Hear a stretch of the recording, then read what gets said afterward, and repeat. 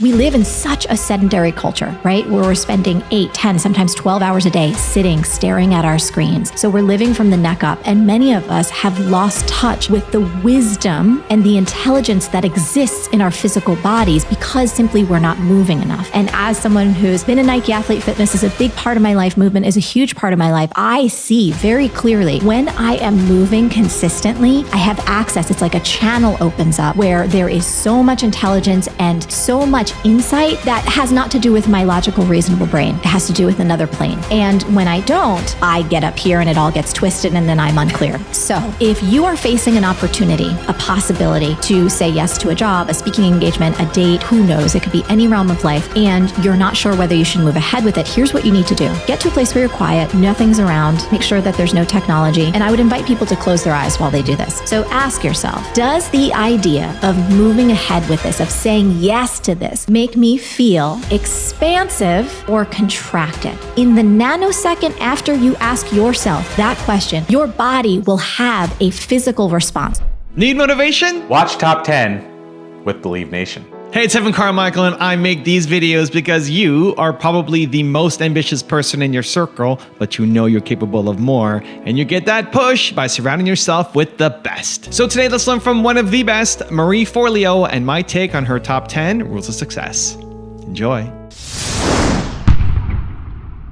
So let's walk through what expansive. Everyone who's listening and watching right now, do this with us. Yes. Yeah. So expansive, and I'll just give some possibilities, but yours might show up differently. So expansive may actually be as though your shoulders are relaxing and your chest is opening up. Expansive may feel like even your physical body is moving ahead in space. Expansive may feel like a twinge or a tingle of excitement or joy or anticipation.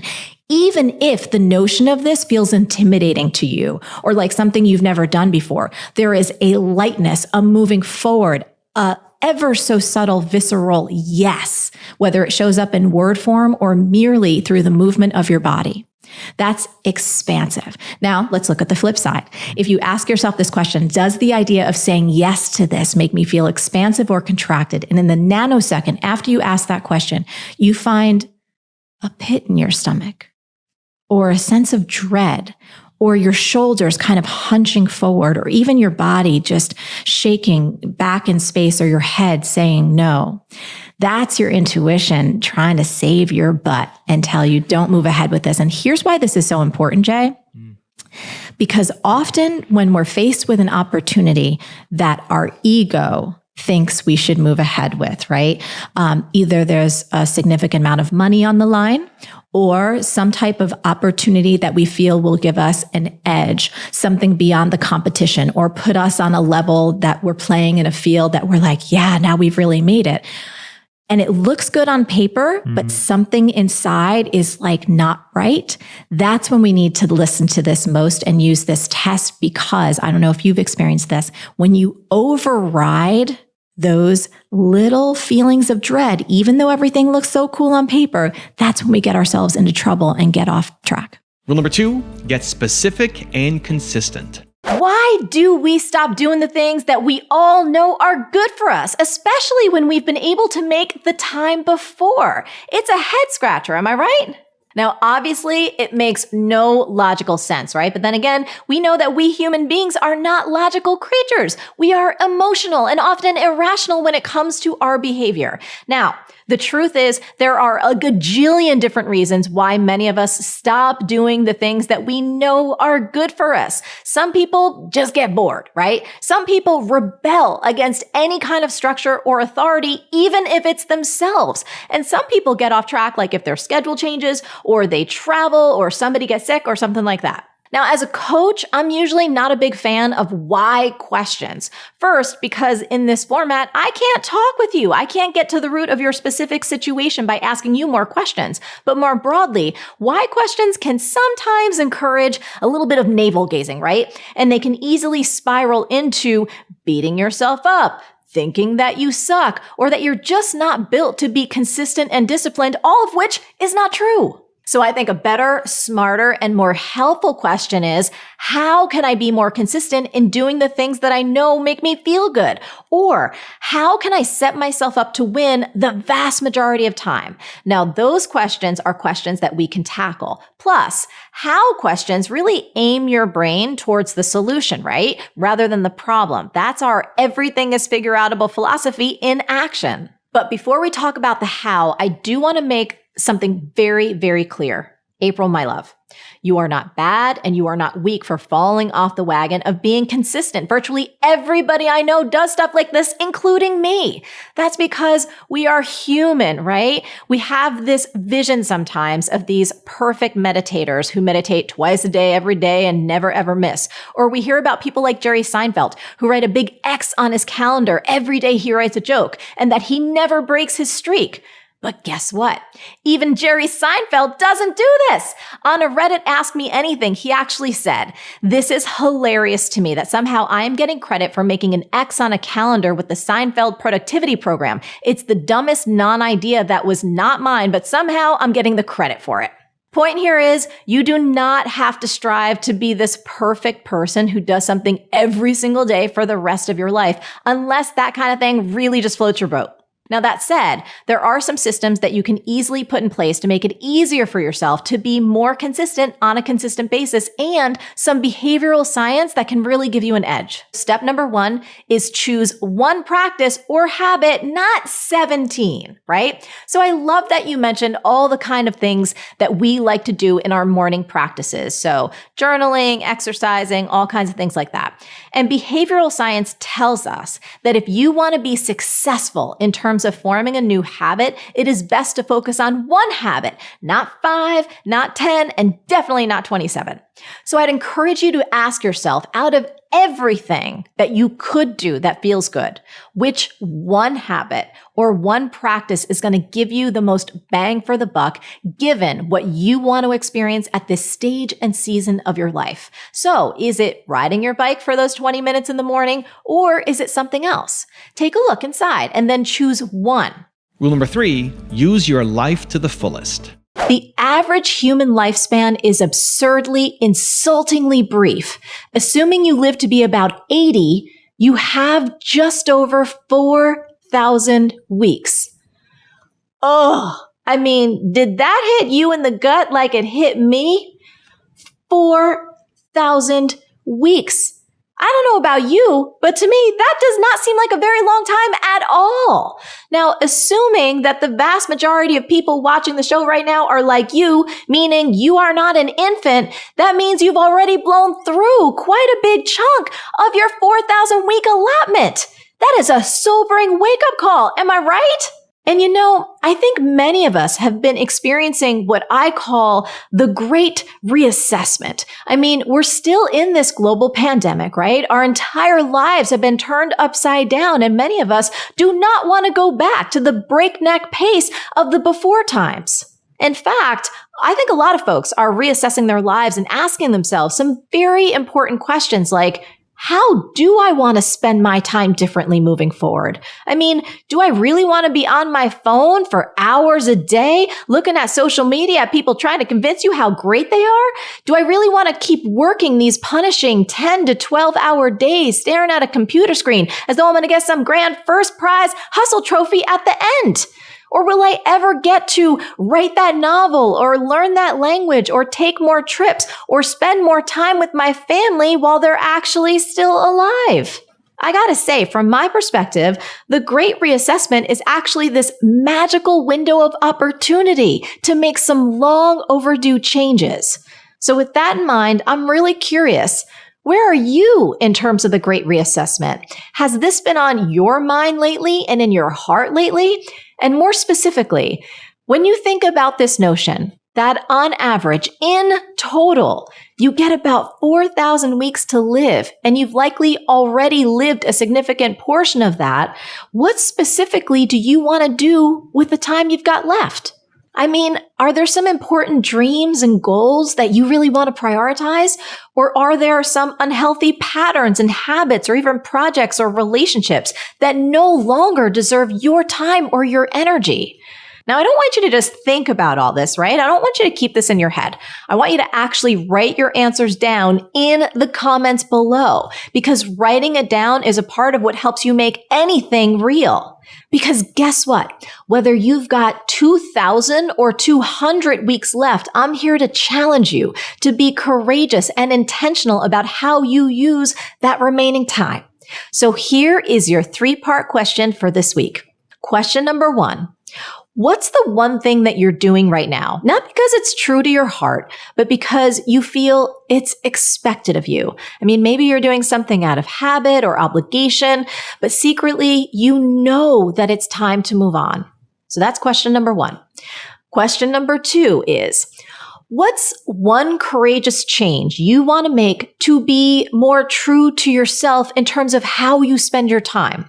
What's one change that would make you feel great about how you're using the remaining 2,000 or however many weeks that you've got left?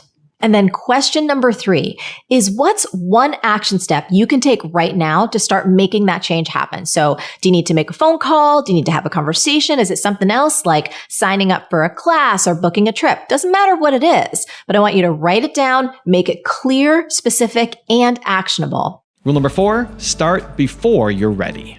When I was first training in terms of wanting to be a coach and becoming a coach, it was so much in terms of personal development work, and it was awesome. I loved working with clients. I was like 23, 24 years old. And not only was I helping folks try and get results in their own life, I was also doing this work on myself. And one of the things I realized was that defining myself as a coach, first of all, that never really quite felt right to me. It felt very limiting and narrow and not quite on.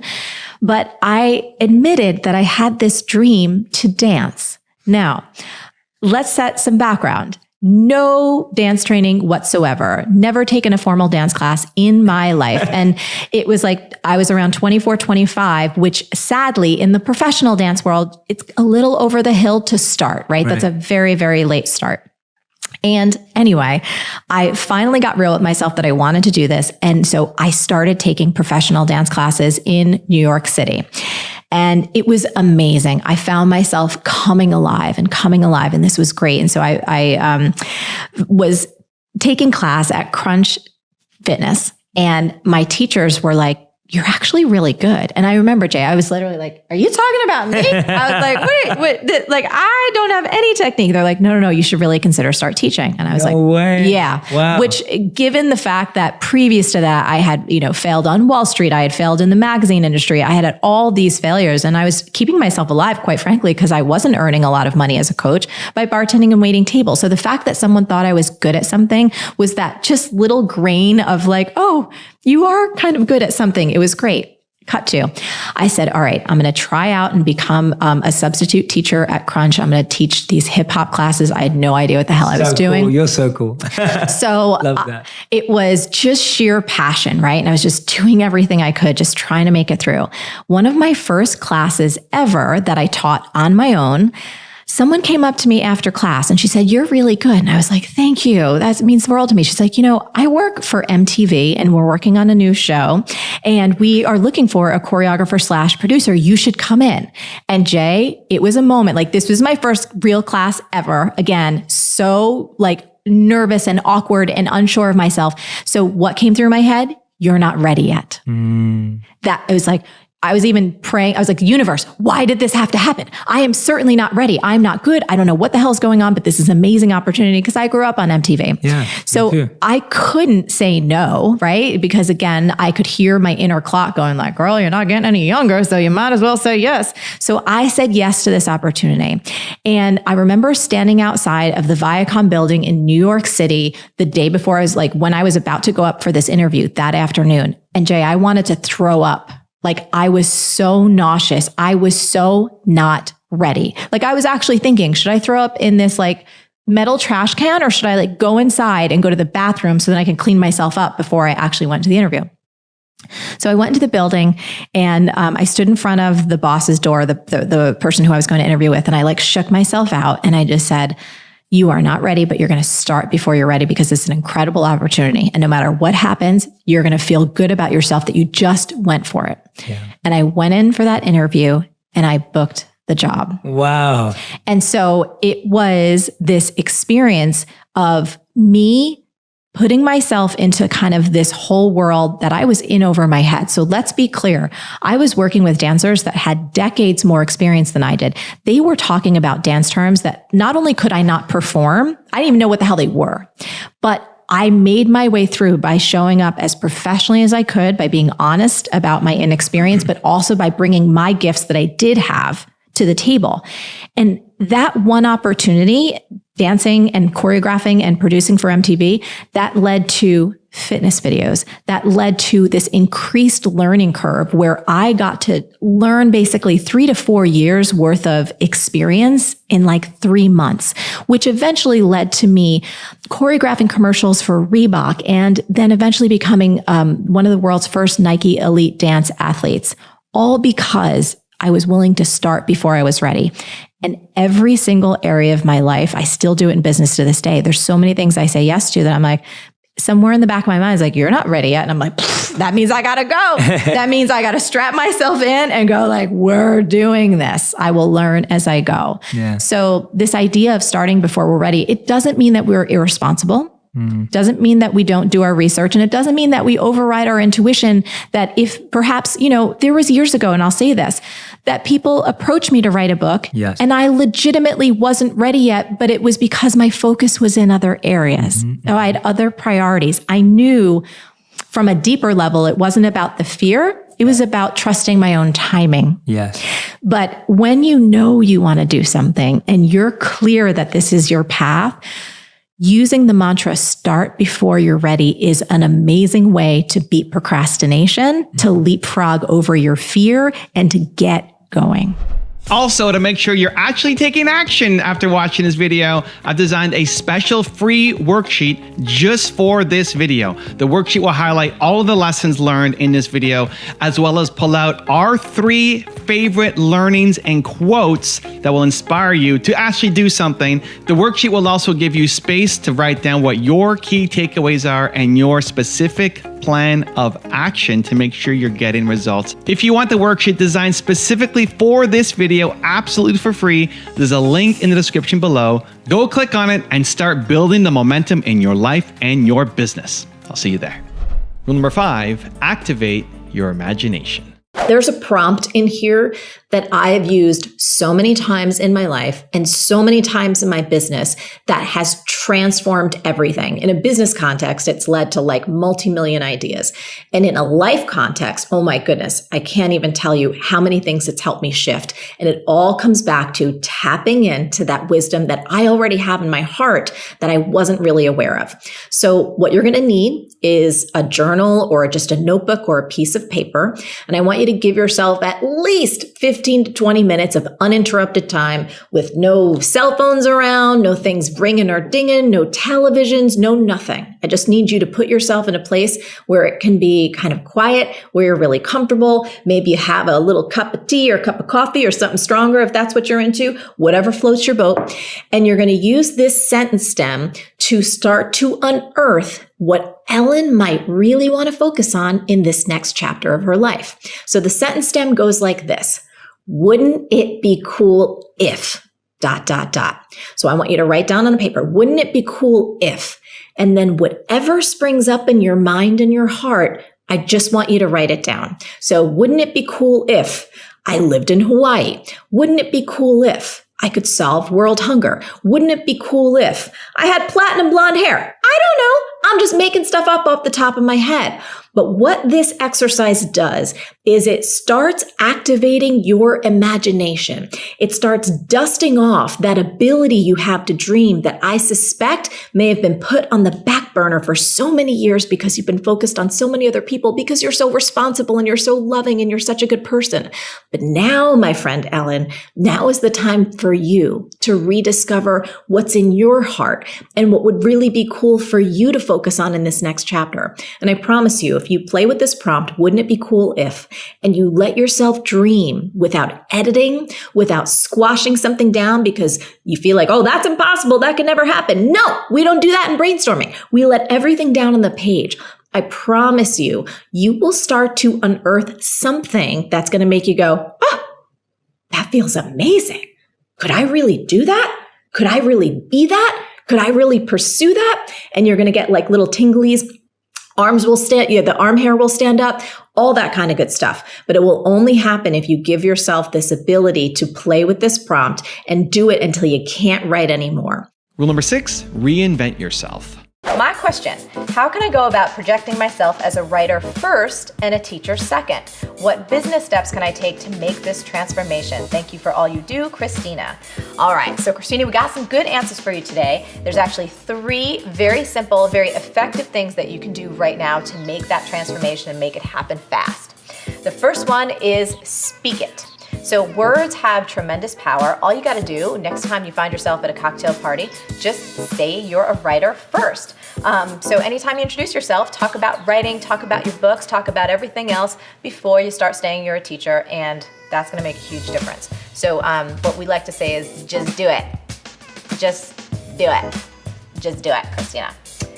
Number two, you want to write it. So all language that goes out into the world, think about this. What does your email signature say? What does your business card say? What about any social media profiles? The very first thing that you should have is ding, ding, ding, writer. So if you don't have writer as the first thing listed on all of your written paraphernalia, go and make that change right now. I'll wait. Do it?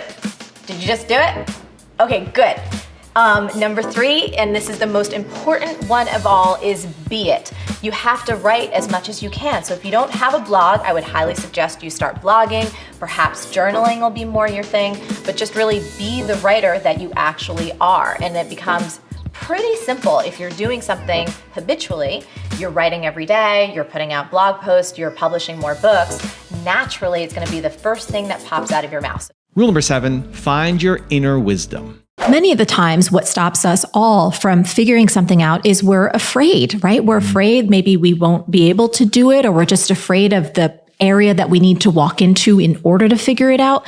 And then people often have asked me, well, how do I know the difference between healthy fear that would be very good for me to move through versus my intuition or a gut instinct or a hunch going, no, that's actually going to be a show, right? Or that's just going to be, it's something you should not do. And that's a really important question. Here's what's awesome.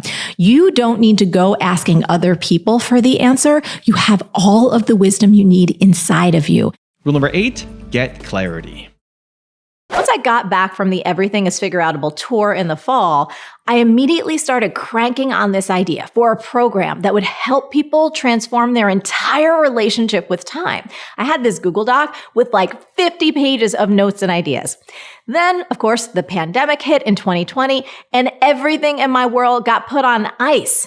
So cut to the fall, and as many of you guys know, I learned I had to have this urgent hysterectomy. And then after I recovered, I was like, oh my goodness, now I know I really need to create Time Genius like now. But then I wondered to myself, is this just me who feels like I am done with these crazy, unrealistic expectations in terms of all the stuff that we're supposed to be doing, like all the time? Am I the only one who feels like this 24/7 hustle culture is not only dumb, but totally dangerous? Now, as you probably know, I'm very good at trusting my instincts. But before I was about to invest an enormous amount of my personal time and my personal energy, not to mention my team's time and energy, creating this whole new comprehensive experience from scratch, I wanted to make sure that I was creating something that could genuinely make a difference to our people, which means you. I mean, were other people hungry for a new way to work and live? Was everybody as disillusioned with the culture of busyness as I was?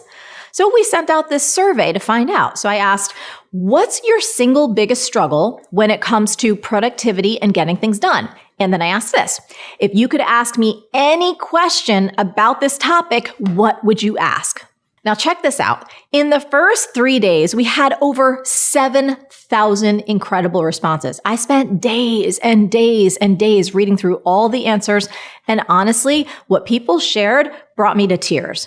it became crystal clear right away that this wasn't just me, right? There are literally thousands of you that are feeling like all this overwhelm and this busyness and this pressure is not only exhausting, but it's unsustainable. Now, once we got that survey back, that's when I knew, right? That was my 100%. This is what I'm going to do. I am so clear. So the next step was for me to fully commit to the number one thing that I wanted to focus on for the rest of the year. And as I teach in Time Genius, clarity is key to accomplishing any big dream because it allows you to blissfully ignore the endless new opportunities that are going to keep coming your way. Rule number 9, be happier. I think it's so important. And honestly, the place that we've all been, right, for the last 18 months, and we don't know how much longer until as a global society, we can get the pandemic behind us. We don't know where we're at with that. And for me, having a joyful life, it's like we work so hard. Everyone listening right now, they work so hard to take care of their families, to take care of themselves, to try and do their best by their community and all the people that they have responsibilities towards. And sometimes I've experienced this where it's like, you're exhausted. You're burnt out. You just feel like I've got nothing else to give. And I'm like, this is not how we're designed to live. There's like, what's the point? Do you know what I mean? Of working so hard, even if you're making great money or you're making an impact. If you yourself aren't happy and joyful, if you're not having a good time along the way, it's all for naught. Again, I get really obsessed with those end of life studies.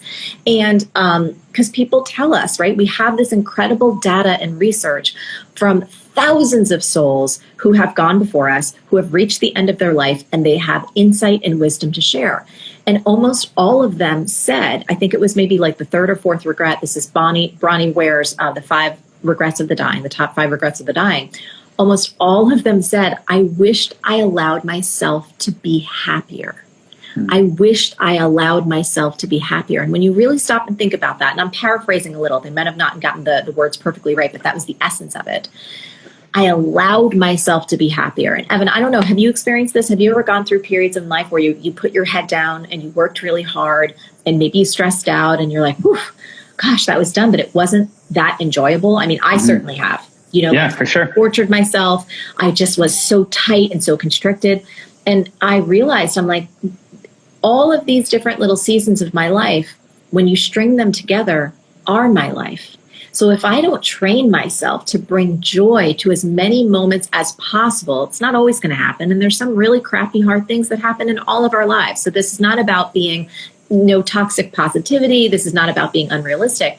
But there's many times throughout my day where I'm like, I could be enjoying myself a lot more, right? Like if I'm working on something, I can bring that party to whatever I'm doing. And oftentimes, especially when there's those tedious tasks that we all have to do, whether it's emptying your dishwasher, doing the laundry, pipe breaks, right? And you have to clean something up. These are the things that all of us go through. Your car breaks down, something unexpected happens, and you're like, oh my goodness. You can either go handle that from a place of being just angry and upset and complaining and beating yourself or the world up. Why is it like this? Or I've decided, I'm like, as much as humanly possible, I want to bring the party, which means I'm going to turn on some music. I'm going to laugh at myself. I'm going to laugh at life because stuff happens that you don't expect. And it can either be a show or it can be like, you know what? This is life. So I might as well have a good time with it. And I think one of the experiences of being a time genius is to also prioritize what brings you joy. So is it laying in the grass and staring at the clouds?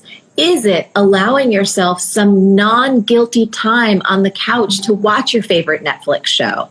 Is it being with your dog or with your kids or cooking a meal or just reading a great novel? I think that we did research with our audience, Evan, and we have responses from, I think at this point, it's over 15,000 folks about how they feel about their time. And I was so struck by how many people feel guilty and feel like they're not productive enough the moment they slow down and try and take a rest, that there was no joy, that they didn't even feel like they deserved to feel joyful, because any time that they kind of looked away from work, they had this overwhelming thought that they should be doing something more productive. So the reason for me to emphasize joy in Time Genius is not because it works, but it's also because it's so necessary. I don't want to see any of us, myself, you, anyone who's tuning in right now. And rule number 10, the last one before some very special bonus clips, is keep going. I think all of us have to, we need to give ourselves permission to have those bad days because we all have them. People often ask me, they're like, you seem so confident all the time and you seem like you have everything together. And I'm like, well, you don't see me when I'm struggling. Like, I'm like on the phone with a friend going like, I don't know if this is any good, or I don't know if X, Y, and Z is working, or, kind of those things that we just do in private, quite frankly. So I think knowing that all of us have bad days and you can be like, oh, this is the worst. But to answer your question, I think it's understanding that we have the power to assign any situation either an empowering meaning or a disempowering meaning. So let's take a really simple example, right? So we're not going to get too heavy. We're going to do it just right on the surface because sometimes that's easier to see, like the juice example. Totally. So let's say I am a first-time writer and I've sent out my manuscript and I got rejected again. I can take that very neutral fact and assign a meaning or a story to it that says, well, I'm a failure. No one likes my and I should just give up and I should stop being a writer clearly because here's another rejection letter. So that is what I would categorize as a disempowering meaning. You're not going to feel good. You're probably not going to take a productive, effective action from that state of mind. And you may not ever reach your ultimate dream of being perhaps a published writer. You could choose to assign that same neutral fact an empowering meaning, which could be, and we can come up with tons of them. Maybe it's like, you know what? Every rejection means I'm one step closer to success because I'm actually getting my work out there. And if I'm getting my work out there, that means that I could possibly be published. You could assign an empowering meaning like this. That particular article or story wasn't right for that publisher. They're not rejecting me, they're rejecting the work. Let me go find another publisher that might be aligned with this particular story. You could also make it mean something like this. You could say, you know what? I remember that J.K. Rowling got rejected 12 times, and I think Stephen King's Carrie got rejected like 30 times. I just need to keep going and build up even more rejections. And this isn't about being Pollyanna. It's understanding the power that we have of perception and our ability to assign a meaning to any fact that presents itself to us. And I think there's something interesting. There's this great quote, life is 10% what happens to me and 90% how I react to it. Chuck Swindoll, right? Pastor. I love that because there are going to be hard truths in all of our lives. And I feel like the only thing that we can control is how we contextualize what happens and therefore how we respond to what happens. Does that answer that question? That definitely answers that question. I love the multiple ways in which you gave of rewiring that same thought with different meaning and stories. Well, I think it forces us to be creative, right? Totally. So it's like we have to challenge ourselves to see the same exact thing from multiple points of view. One of the things, we'll talk about this a little later, but I often love showing people optical illusions where you can see multiple things in the same exact lines or drawings because it proves that we can all look at the same facts and have a completely different interpretation, which therefore proves that the situation is not what is bad or good, but the labels and the context and the stories that we lay on top of it. Totally. I was bartending at night, waiting tables, doing assistant work. Like I was basically working 24/7, in the evenings and weekends. It was all, how can I just make money to pay my rent and put food on the table? And in the days, I was really working my buns off, trying to create content, create a newsletter, get coaching clients, actually start working with people. And when I got engaged really young, I was about 23 years old, and the guy was a sweetheart, but I realized pretty quickly I didn't want to marry him. This was not the person I was meant to spend the rest of my life with. But we lived in this tiny one-room studio in the West Village, and our money was already commingled. And so I was terrified because I felt like I made this huge mistake. Here I am trying to become a life coach, and clearly I have a lot to figure out about life. I knew I needed to get out of this relationship, but I didn't know how to untangle what I had created, this big mess. And so I knew once I broke off that engagement, I needed to actually physically leave that environment. That was the only way I was going to get to move on. And so I called my parents in New Jersey and I said, I hate to say this, but I have to move home. I was so upset. I just felt like a total failure. I felt like a horrible person for breaking this guy's heart.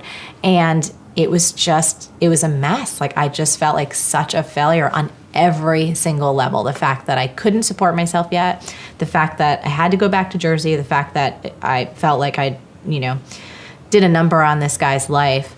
And it was really humbling. But, at the end of that, it made me realize I'm more committed than ever to figure out what it takes to make my life work, and then also to be able to share those lessons with other people. So hopefully they didn't have to go through the mess that I created. If I could save people a learning curve, that was going to be awesome. And I think I was home maybe like 2 or 3 months, something like that. Emotionally, I had to heal and just kind of get myself resituated and, find a new living, a place to live in the city and get back on my feet. But it was probably one of the best things that ever happened to me, because it got me regrounded in my own power and made me realize that if everything falls apart, which it sometimes does, there's always a way to get back on your feet. As I approached the gate, I knew I needed to get some work done before hopping on that flight. And I was bracing to try and find one of those like long vertical outlet hubs where there's 30 people clustered around trying to plug their stuff in. So to my very pleasant surprise, I found rows and rows and rows of these comfortable, cute little workstations, all with their own outlets, and a huge sign above it that said, "The Juice Bar." I mean, seriously, how many times have you said to yourself, "Oh crap, I ran out of juice on my phone," or "My computer has zero juice, I need to go find a plug"? So when JetBlue says juice bar, they are speaking my language. And it's a very smart play on words that lets me know, hey, they get me. And I got to tell you this, every single customer wants to feel like you as a business owner just get them. Now, another quick example, when I saw the help desk, right? Instead of saying something formal like information desk, the sign said, "Just ask." So not only is the latter more friendly and inviting, but it implies that my question is welcome and not stupid. So the bottom line is this: using your customer's language is key if you want to create more sales and raving fans. And in the words of this tweetable, your customer's language is the jet fuel to make your business take off. Everyone asks us from the time that we're like in our kind of mid-teens, and when you start thinking about, what you're going to major in and where you're going to go to college and what you're going to do, it's like, well, what do you want to do when you grow up? And it's this question that I think is really intimidating. First of all, because when we're young, we might not have that answer yet. And in my case, there were a lot of things that I wanted to do. I remember having such a passion for dance, although I never took any formal dance training until I was like in my mid-20s. I loved dance. I was passionate about fitness and health. I loved spirituality. I loved reading. I loved business. I actually thought at one point I was going to be an animator for Disney. So I think that part of my own challenge and my struggle was that most of the world was telling me that I had to pick one thing. And all this conventional wisdom was like, if you're going to be a success, you have to narrow down, pick one thing, specialize in it, and be the best at that thing. And maybe in like 10 or 20 years, you're going to be awesome. And every time I tried to follow that conventional wisdom that told me to pick one thing, I felt like I was cutting off a limb. Even when I, tried to just pick life coaching and I was like, I'm just going to be a life coach, I felt horrible. I felt terrible when I decided that I was actually going to give dance, which was hip hop dance and fitness, a go, thinking like, okay, I'm just supposed to do this. Just doing that, I felt terrible thinking I was putting life coaching on the back burner. And it wasn't until I realized that I am a multi-passionate person. I am multifaceted. There are a lot of things that I'm not only interested in, but I'm actually good at. And I need to give myself permission to do everything and just run away from the conventional wisdom. That's actually when I started feeling good about myself. And that's when I actually started getting traction in the world. And when I say traction, I mean started getting better projects, started getting paid more, started actually building skills that now are crucial for my business. The most accomplished and respected people in the world stay humble. They're curious, they're open-hearted, they're lifelong learners. Don't ever feel like you have to overcompensate for imposter syndrome by becoming an arrogant asshat know-it-all. Not only do you not have to know it all, but you become extra trustworthy when you say these 3 magic words: I don't know. You know, I consider myself a forever student, and I happily admit when I have no idea what something is or how to do something. But you know what? Everything is figure outable. So not knowing doesn't make me a fraud, and it doesn't have to make you one either. And vision is great. Some people have amazing, huge, big, grand visions, and they love it and they step into it and they rise up to that occasion, and that's awesome. Like if that's you and that's how you're built and that's what works for you, rock on. For many people, when they have an enormous vision, it paralyzes them. They have no idea how to accomplish it. I see people cry in workshops all the time. It's so big. I don't know how to do it. I want to change the world. I'm like, don't worry about changing the world. Change one person's life. If we can focus there, stay there for a little bit, we're going to get to that thing. Maybe. Otherwise, it's all good because you're still doing the work that you were born to do. I always had a dream to have an amazing company that didn't necessarily have one home base.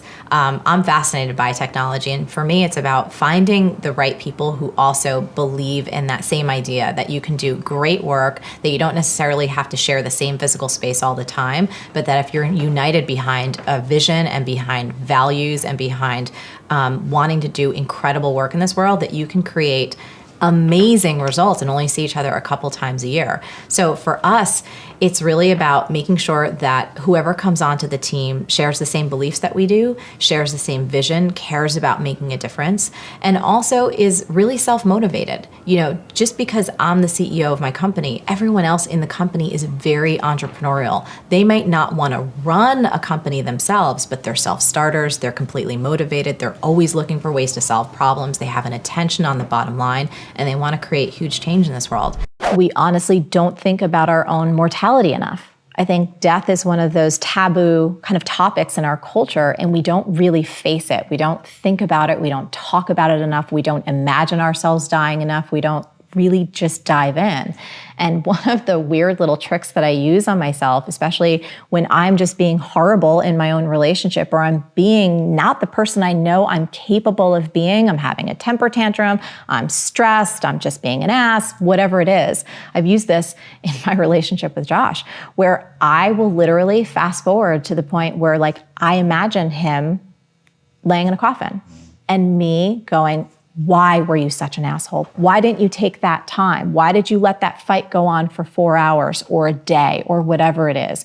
Or in those moments where I feel myself tightening up or shutting down or withholding love, I try and check myself before I wreck myself. I go, there's going to come a day where you're going to flash back on this moment and wished that you just gave him a hug or wish that you went in and said, I love you. It's coming. For all of us. So if you can remember that now, you change everything. When I was first starting B School, I was really excited about getting it out into the world. And I went to a marketing conference to network and to meet people and to find promotional partners. And so I was really excited to tell people about the program.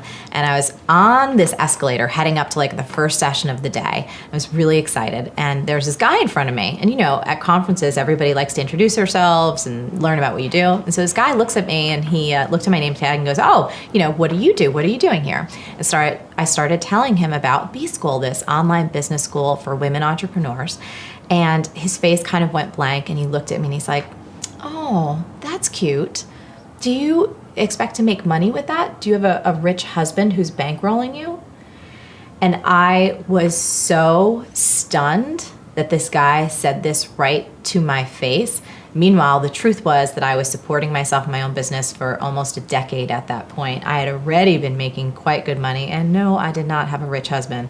It took everything in me not to want to really deck this guy and throw him off the escalator, but it was probably one of the moments that fired me up so much because this guy saying something so rude and so chauvinistic to me, all it did was get me more fired up to prove him and anyone out there who underestimated me completely wrong. I was believing that if I didn't work constantly, that I wasn't a worthy person, that I wasn't doing enough to make my business successful, that I was perhaps letting people down. And so I had to really shift that and understand that, you know, I come from a background, I don't come from a wealthy background. So the work ethic in my nuclear family is very strong. Like my dad owned a small business. My mom, although she stayed home with us, she was constantly doing stuff, constantly working, constantly fixing things, constantly doing things that took care of the family. So that's the kind of DNA I grew up with, was like, no, if something needs to get done, you get it done. Yeah. It's not like you sit around all day and eating bonbons and watching TV. Yeah. So so that's kind of how I got there. But then I had to readjust if I actually wanted to not only have a successful business, but have a successful life.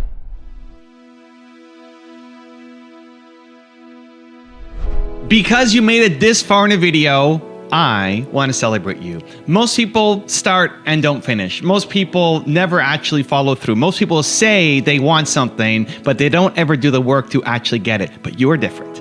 You are special. Believe Nation, you made it here all the way to the end, and I love you. So as a special celebration, if you put a hashtag believe down in the comments below on this video, I will showcase you and celebrate you somewhere on the screen in a future video, because you are awesome. For 10 more amazing rules from Mel Robbins, check the video right there next to me. I think you'll love it.